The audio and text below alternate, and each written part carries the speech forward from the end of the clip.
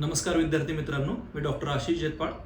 MPSC descriptive pattern जेव्हा आला होता त्यावेळेलापासून मी सांगत आलेलो आहे की ही एक चांगली संधी खास करून ॲग्रिकल्चर जे ग्रॅज्युएट आहेत त्यांच्यासाठी आहे.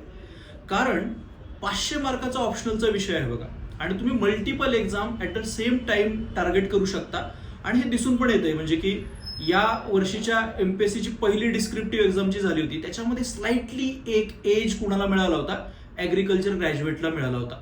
सो ही डिस्क्रिप्टिव्ह पॅटर्नची जी चांगली संधी आहे तिला जर तुमच्या आयुष्यातील सुवर्ण संधीमध्ये तुम्हाला परावर्तित करायचं आहे तर ॲग्रिकल्चर ऑप्शनलची 500 मार्काची तुम्हाला तयारी चांगली करावी लागेल.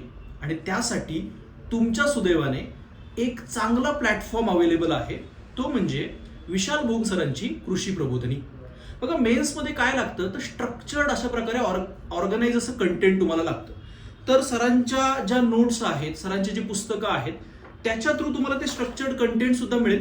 आणि त्यांच्या लेक्चर्समधून ते डिलिव्हर कसं करायचं, बघा कंटेंट सगळ्यांकडे असतं, पण ते कंटेंट ऍक्च्युअल एक्झाममध्ये कसं वापरायचं हे सांगणारा मेंटॉर डिस्क्रिप्टिव्ह पॅटर्नमध्ये खूप गरजेचा असतो.